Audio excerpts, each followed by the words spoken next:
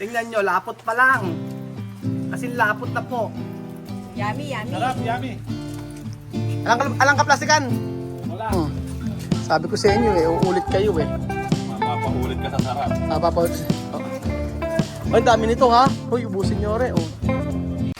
Welcome back to our YouTube channel mga amigo. For today's video, nandito po tayo sa Casa Pilipina. Sumisigaw si Kuya Raul. Bakit?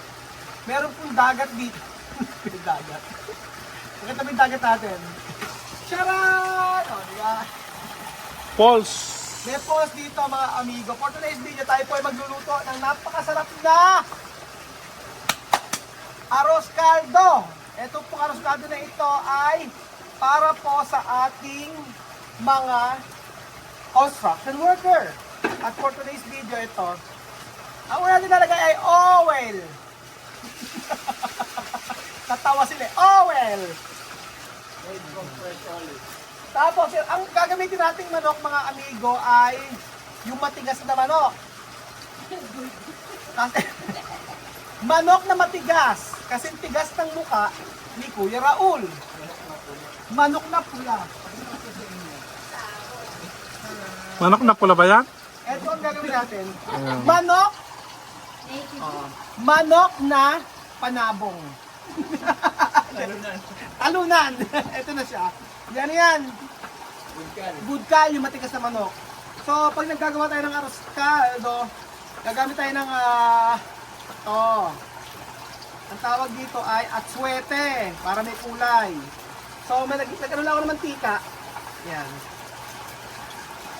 Tapos, mamaya tatanggalin natin yan. Ganun po mga amigo. Actually, patayin natin yan. Para po alam nyo.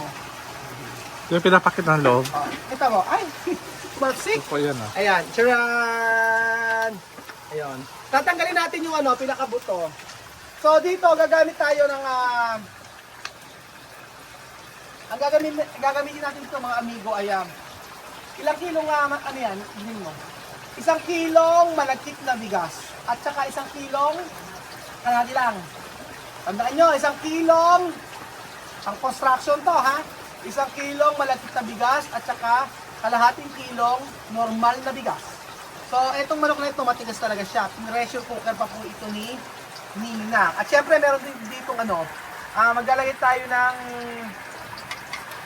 maglalagay tayo dito ng itlog para masarap-sarap. So, tatanggalin lang natin yan. Actually, kailangan na strainer. Kaso, wala tayong strainer, mga amigo. Ayan.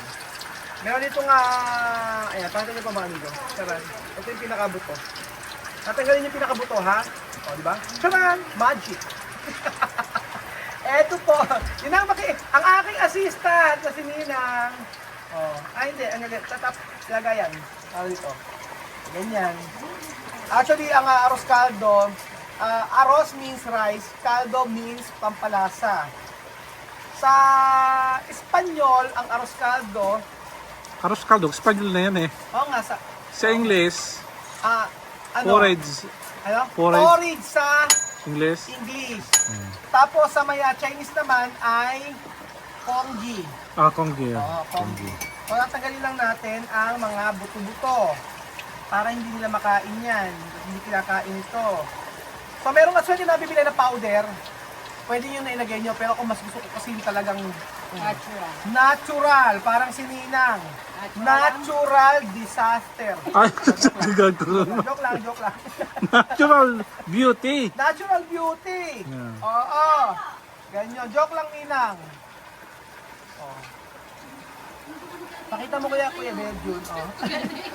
Sabi ni Madam, baka magkapikunan kayo. Yung gano'n Ayan. Sabi ko nagmula.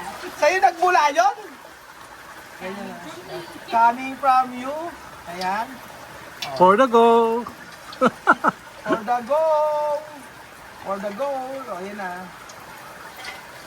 And then right after nito mga amigo, syempre, tingnan nyo yun yung ating atsuete. Pulang-pula. Pakita mo kayo Belgium. Charan!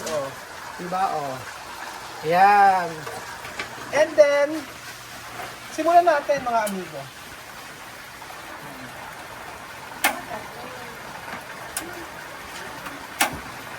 Ayan. Siyempre magigisa tayo ng ginger. First is ginger. Ginger. Kanina oil. And next is ginger. Ginger. In Spanish, gingebre. Ito yun. Sa Pilipino, luya. Luyang paa. O yan. Tingnan nyo mga amigo. Wow! Tingnan nyo mga amigo. Ganyan siya. Tingnan nyo naman. So, ang tagal-tagal ko na dito sa Pilipinas, ngayon lang uli ako nagluto. Dati, pinapaluto lang natin. Kailangan, ang ating ginger, medyo brown, and then, garlic. Kaupuan. Tingnan nyo, Kuya Beljo, pakita mo. Ang ating garlic. Kailangan sa garlic natin, medyo brown. Huwag tayo magmadali. Dahil ito ang nagpapalasa. Sino ang naghiwa ng sibuyas? Si Madam. Yan po, mga amigo. At, kayaan lang natin. Tingnan nyo. Bango! Pakianak ko yung bagay ko. Bango! Ganyan po. Iba yung amoy. Ano? Amoy amoy dagat. Lansa. Isda. Bango! And then, onion. And then, syempre, ito ang nagpapasarap. Ang patis. In English tinang. Fish. Fish fillet. Fish. Sauce. Fish sauce. Fish sauce. Fish sauce. In Thailand. Nanpla. Nampla. In Chinese. Ayan. Masarap, maraming patis. Ito ang makasalanang pagkain. Isa. Makalagay ko yung pakitin yan. Dalawa. Tatlong ganito kasi marami yan mga amigo. And then, syempre, ito na po ang ating manok. Pakita natin ang manok. Ayan, amigo. Kaya ba? Ha? Buhos na. Okay. Okay. Pakita. Saute. Kailangan natin itong pakuluang mabuti. Malambot na ito ninang, di ba? Ayan. Bali, ito ay na pressure cooker na po mga amigo. Pero, malambot na yan.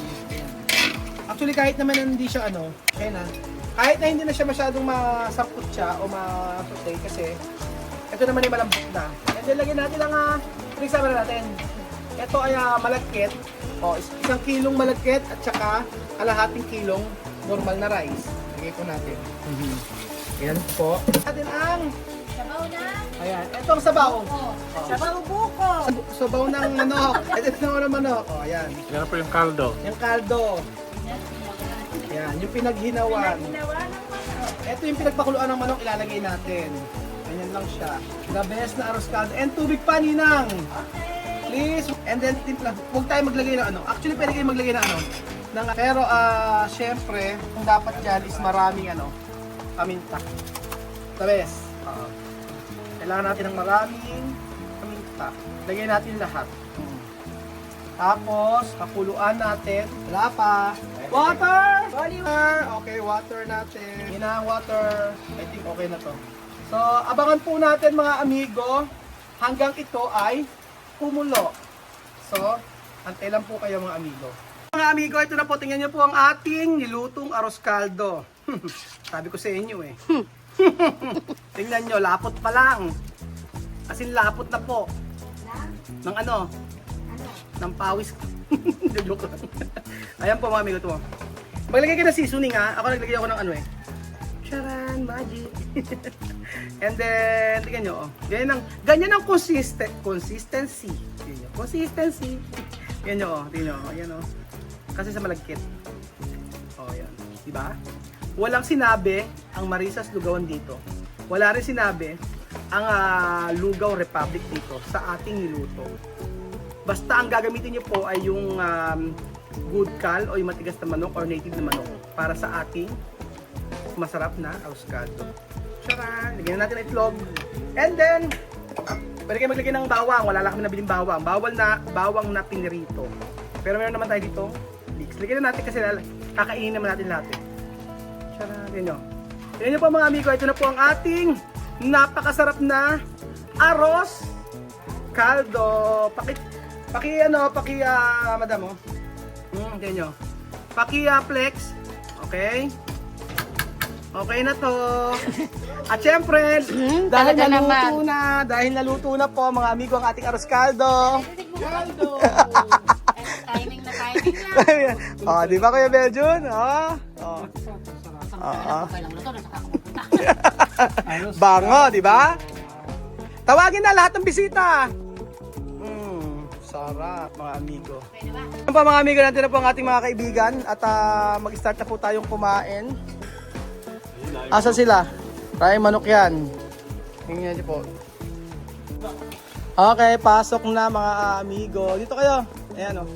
Ito yung kutsara. Ayan, kumuha ng kutsara. Okay. Ang ating pamerienda. Okay, kain. Thank you Lord sa mga pagkain ito.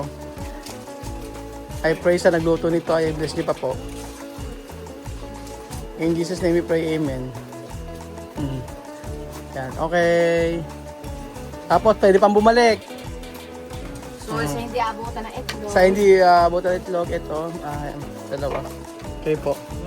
Ilan sa'yo? Isa lang? Bakit? Dalawa dapat. Kaya tigat-tigat naman. Tapos Tapos na ba yung trabaho? Uwi na ba Ninong? Uwi na sila? Hindi, magbabakal pa tayo. Ano ba gusto niyo pumasok? Ginawa na yun. Sige. Kawawa naman. Hindi ko kayo pinilit ng umuulan na nagtatrabaho ha. Baka magalit sa akin, ba't nagtatrabaho ko umuulan? Pero mas gusto ko yung umuulan. Malamig. Okay, dahan-dahan. Asan na yung iba? Labing isa na may pumasok? Ay, ba't yung iba hindi? Ay, ayaw mabasa. Dapat nga walang pasok ngayon eh.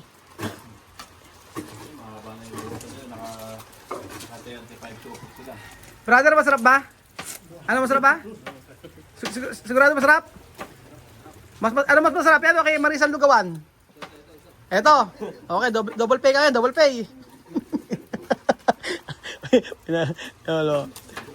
Ano mas masarap? Lugaw Republic o ito? Lagyan yung kalamansi. Tayo ka naman. Lata ba ng kalamansi? Oo nga eh. Ay, okay, Kuya Bedjun, ikaw magsabi Kuya Bedjun, masarap ba? Masarap. Tikman mo muna, para makita natin. Yummy, yummy. Sarap, yummy. Alang ka plastikan? Wala. Ano lang? Tupperware. Joke lang. Ay, ang dami nito ha. Hoy, ubusin nyo rin. Oh. Si Sir. Ninang, huwag ka magkakamali magsalita ng hindi maganda. Ako ang naghirap dyan. Si Ninang lang ang nagpakulo. Okay, Ninong. Yung tatlong buwan sahod mo, bibigay ko na mamaya. Ayan po, nagnakaw ng kalamansi. Huling-huli. Umuha ka. Oh, sino pa ba wala? Sino pa wala? Ah. Ubus na ba? Okay, sige, double pay ngayon dahil holiday. Double pay. Double pay. Tapos minus double pay bukas. Wala rin. Wala rin. Ang dami oh. Kailangan maubos ito ha. Pag di nyo naubos, iuwi nyo. Hawakan mo, dali. Pwede ko mo. Oh, sino pa? Okay. Ah. Ay si Madam, makakain na rin si Madam. Ikaw din ba? May tinapay pa nga. Nagtinapay pa oh. Anak, plan. Yan na po mga amigo ang ating ninutong arroz caldo. Yan po talagang tunay na arroz caldo. Arroz caldo o lugaw. Ano pinagkaiba ng arroz caldo sa lugaw? Lugaw kasi walang laman eh, no? Ay, malamig to. Oo. Tatama natin sila. Ay, masarapan. Ano ba? Ano, Manong, masarap ba? Pinaglolo. Ay, brother, masarap ba, brother?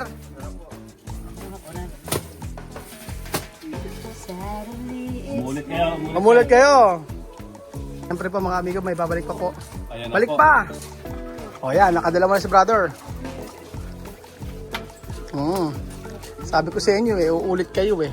Mapapaulit ka sa sarap. Papaulit ko sa... Oh. Anak ng teteng. Sarap daw. Ayan nga, umulit nga sila. Oh. Lagyan nyo yun ng paminta, tsaka lagyan nyo ng patis. Nasarap pa si Benjun. Umulit din siya, oh. Si Madam umulit din, oh. Talagang nasarapan siya, oh. Pag-ulit ko. Sarap ba? Talagang uubos ng sarap. Bumalik din siya, ano, oh. Bumalik din. Oh, ayan, oh. Babalik din siya, oh. Papabalik ka. Oh, di ba? Kay Makinto. Ay, Madam, pangatlo na yan. Kay Oh. Makinto. Huy, marami pang kakain, Madam. Huy. Kaya makin, ano. Ala ka, so konti na lang, eh, oh. Sige. At hindi nga po masyadong lumapat ang lugaw. Pero naubos po siya.